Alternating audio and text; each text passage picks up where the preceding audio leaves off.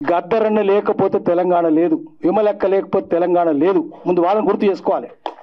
90 బెల్లెల్త, మారోజు వీరన్న, ఇక్కిరి సిద్ధులు, ముక్కా కరుణాకర్, శ్రీరాములు యాదవ్, ఎంతమంది ఒక్క భువనగిరిలో 18 మందిని ఆంధ్ర పెట్టుబడిదారులు, ఆంధ్ర పాలకులు పుట్టన పెట్టుకున్నారు. 18 మందిని చంపారు. నయం లేడు గీం లేడు, పోలీసు వాళ్ళతో చంపించారు.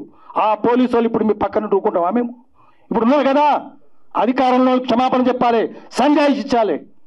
ఆ రోజు కమిషనర్గా ఉన్నవాడే ఈరోజు మీ పార్టీలు ఉంటే ఏమనాలి? మేము కడుపు మండదా మాకు? మేమైతే రేపు 2వ తారీఖు నాడు రాము, చెప్తున్నాం కోదండ రాము గారు, మేము రాము. అక్కడికి వచ్చే వాళ్ళని ఎవరు పోతారని కూడా చెప్తాం. తెలంగాణ వాళ్ళను వద్దని చెప్తాం మేము.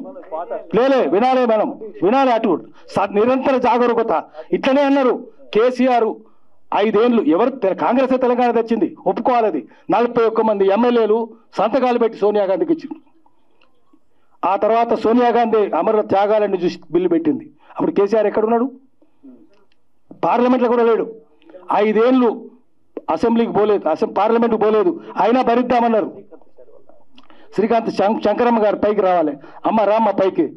ఇగో ఇట్లాంటి వాళ్ళందరి వల్ల కదా పోరాటాలు, వీళ్ళ త్యాగాలు కదా, వీళ్ళన్నీ గుర్తు చేసుకోవాలి మనం. అమ్మ మధ్యన ఉండమ్మా, నువ్వు మధ్యన ఉండాలి.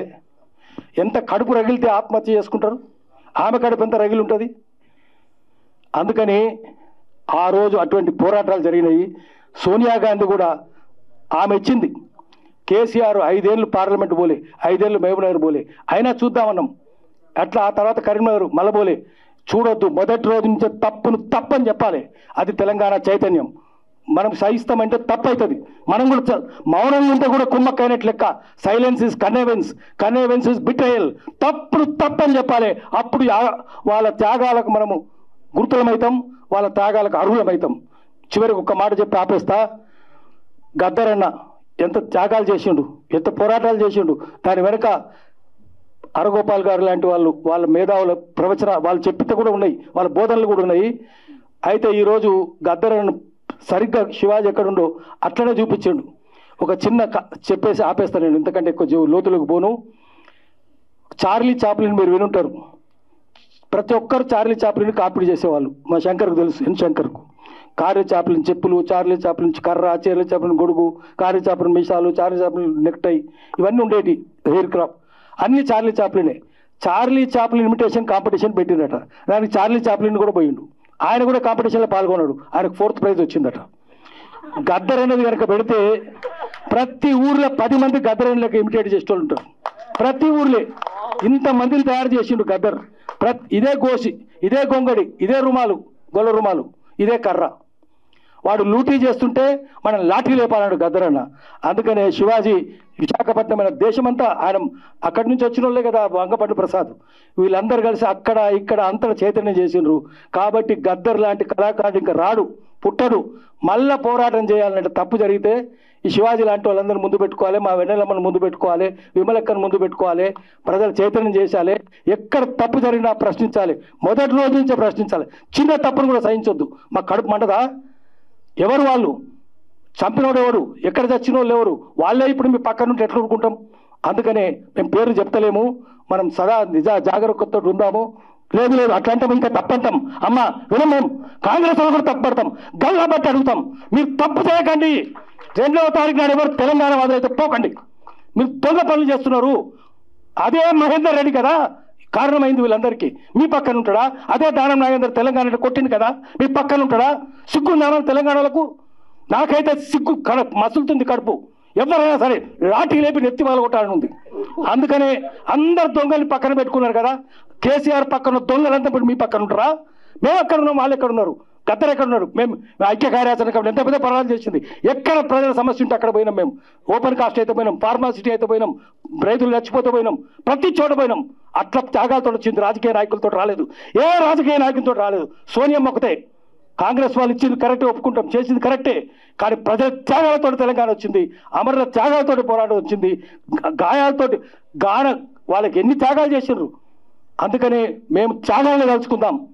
సోనియా గాంధీని ఆమెకు ఒప్పుకుందాం. సోనియా గాంధీ కాబట్టి వచ్చింది, తెలంగాణ కాంగ్రెస్ నుండి వచ్చేది కాదు.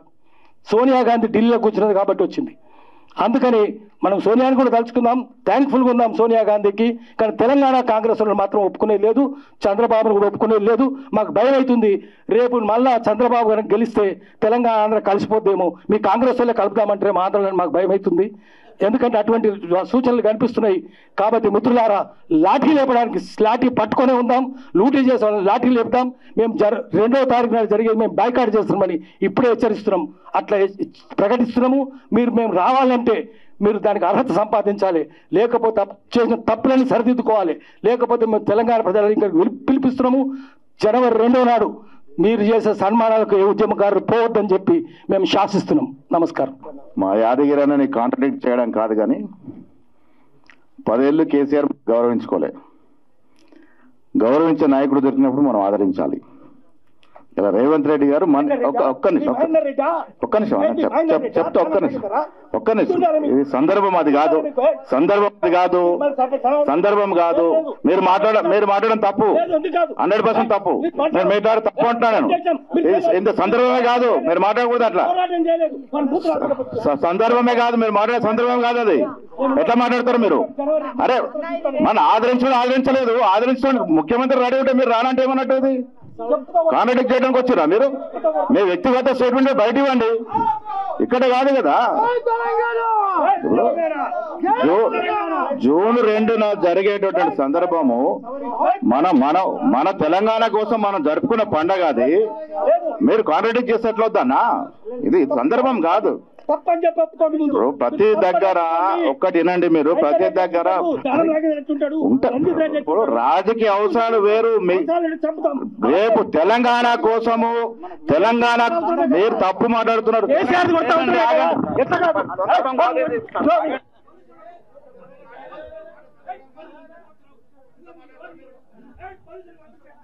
మాట్లాడతారు మీరు.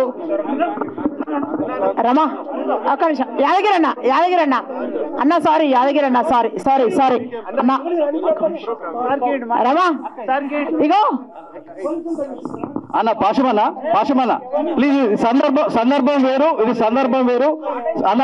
ఇది ఓన్లీ పాట కోసం నేను ఫస్టే చెప్పిన. అందుకే వచ్చిన అతిథులకు దయచేసి అమరవీరుల పాట, ఇది రాజకీయం కాదు, ఏ పార్టీలకు ఇది కాదు, అది అతీతంగా మాట్లాడుకుందాం. ఓన్లీ పాట కోసమే మాట్లాడదామని చెప్పినాం. దయచేసి ప్లీజ్ అన్న పాశమన్న ప్లీజ్ పాశమన్న ప్లీజ్. గన్మెన్స్ మీరు దూరం ఉండండి ప్లీజ్. మనోళ్ళు తీస్తారు. గన్మెన్స్ మీరు దూరం ఉండండి. అన్నకు దూరం ఉండండి ప్లీజ్. అన్నకు దూరం ఉండండి. మీరు ఇబ్బంది పెట్టకండి ప్లీజ్ అన్న, దయచేసి ప్లీజ్ అన్న. నేను క్షమాపణ చెప్తానండి.